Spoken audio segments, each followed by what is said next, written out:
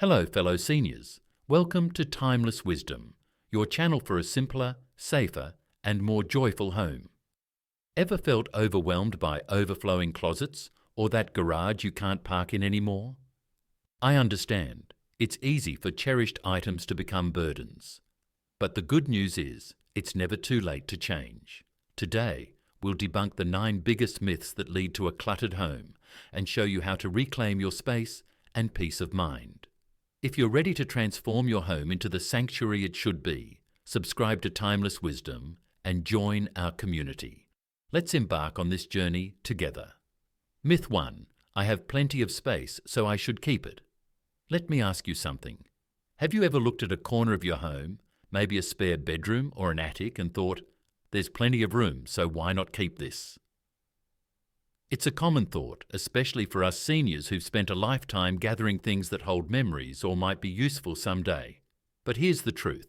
Just because we have the space doesn't mean we should fill it. Over the years, those empty shelves, closets and garages quietly start to fill up until one day they're overflowing. And what happens then? We find ourselves avoiding those cluttered areas, feeling overwhelmed by what's supposed to be our sanctuary. As we age, we value simplicity and peace more than ever. And yet clutter steals that from us, not just by taking up space, but by demanding our energy and focus. Let's be honest, doesn't it feel exhausting to dig through piles just to find something you need? If you're feeling stuck, start small. Choose one drawer or one shelf and ask yourself, does this make my life easier, safer, or more joyful? If the answer is no, let it go.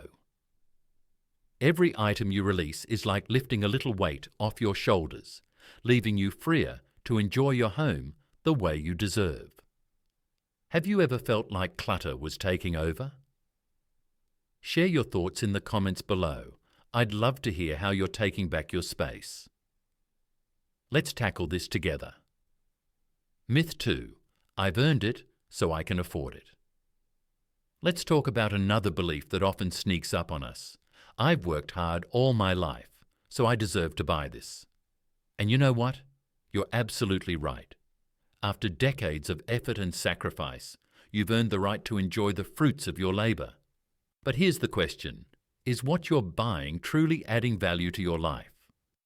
For many of us, it's easy to pick up a little gadget here, a decorative trinket there, or an extra outfit just because we can. But every item we bring home adds to the weight of what we own. Suddenly, those things that were meant to bring us joy start to feel like more work. Extra cleaning, organizing, and finding space to store them. Here's something to consider. What if you used your resources to invest in experiences rather than objects? Instead of buying another item for the shelf, what if you treated yourself to a dinner with friends, a trip to see family, or even a new hobby? Those moments leave no clutter behind. They only leave cherished memories. The next time you're about to buy something, pause for a moment and ask yourself, do I really need this? Or is there something else that could bring me more lasting joy?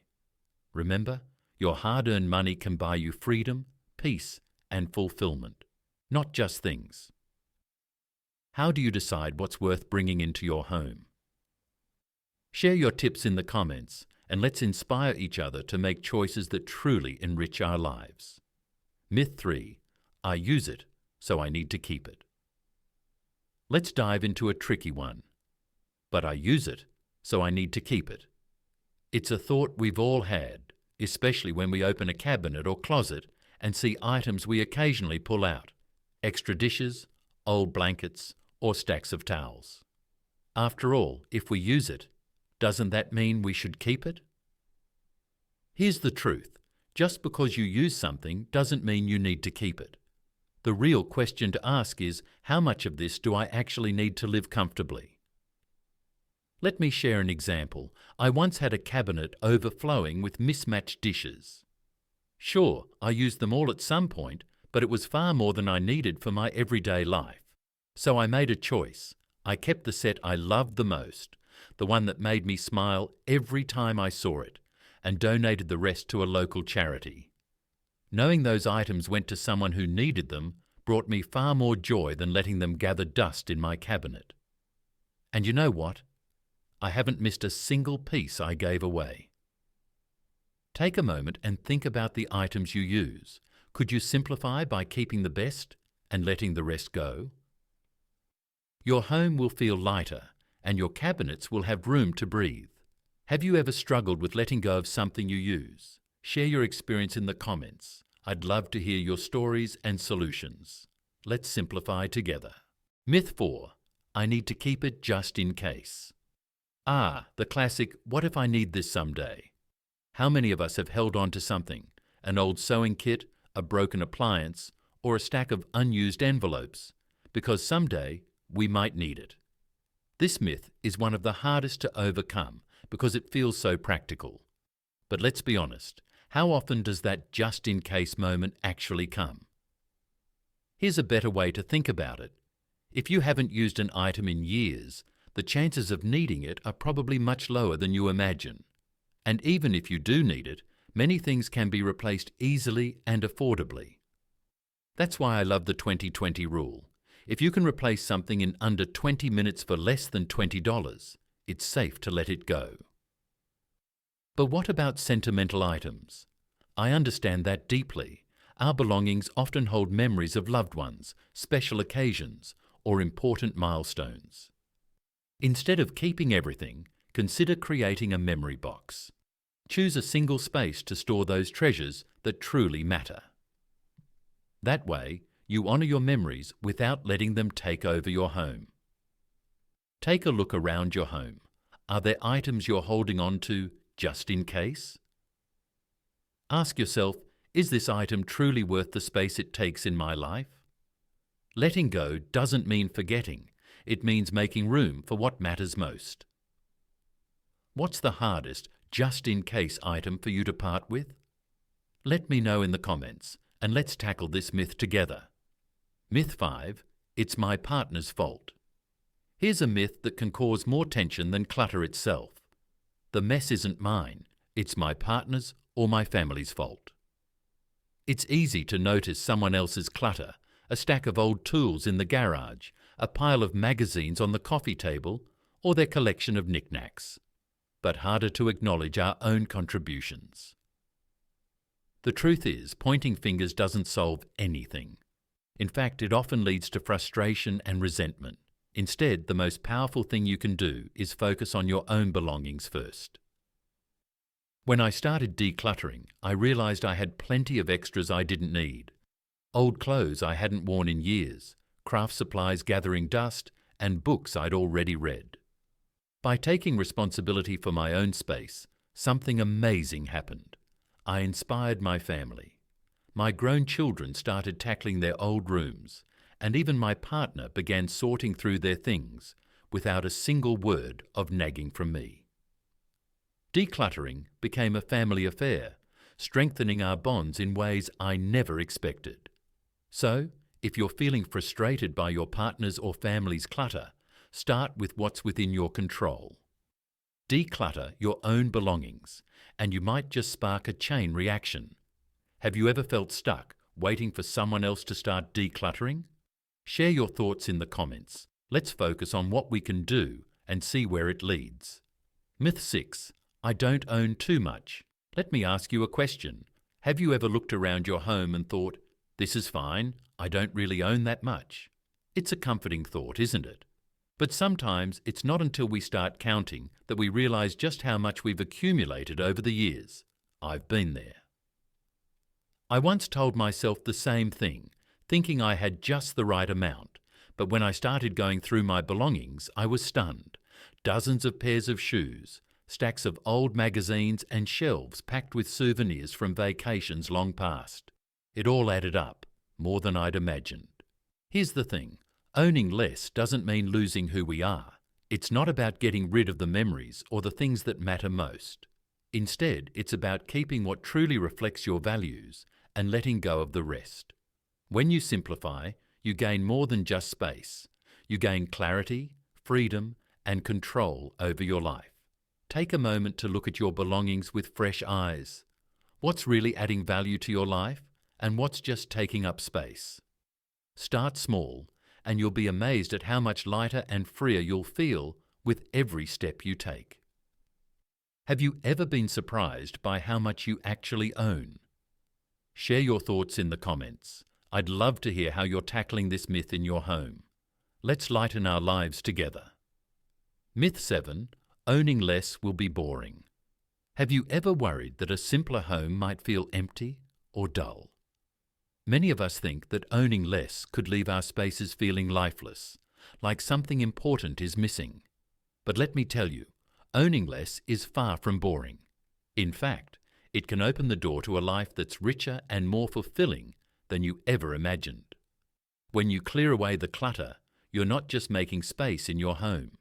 You're creating room for the things that truly matter. A tidy, peaceful home gives you the freedom to focus on what brings you joy.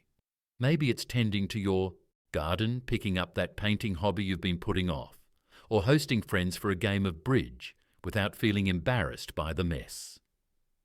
A simpler home isn't empty. It's intentional. Each item you keep serves a purpose or brings you happiness. And with less to clean, organise or maintain, you'll have more energy to spend on the people and activities you love. Think of your home not as a storage unit, but as a sanctuary, a place where you can relax, recharge, and pursue your passions. Doesn't that sound more exciting than managing piles of stuff? What's one thing you would do with the extra time and energy you'd gain by decluttering?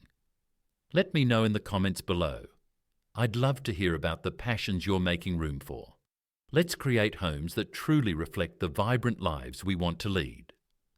Myth 8. It's too late to start. Have you ever thought, I'm already in my 60s, 70s, or even 80s? What's the point of decluttering now?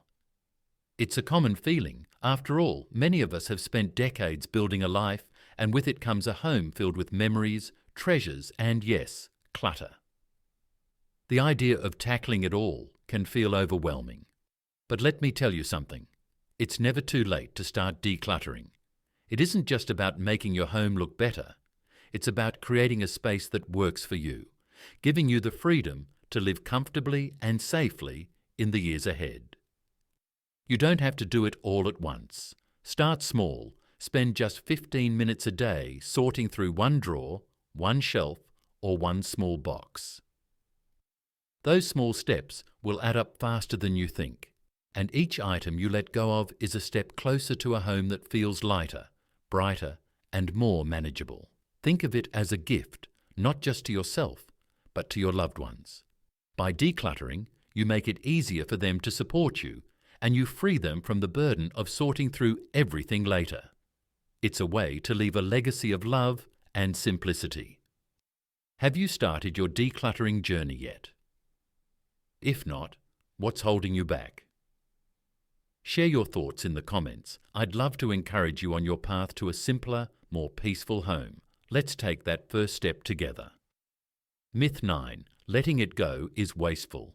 Have you ever held on to something because it felt wrong to part with it? Maybe you've thought, I spent good money on this, or it's still perfectly useful, so I can't just get rid of it. If this sounds familiar, you're not alone. For many of us, guilt becomes a barrier to decluttering.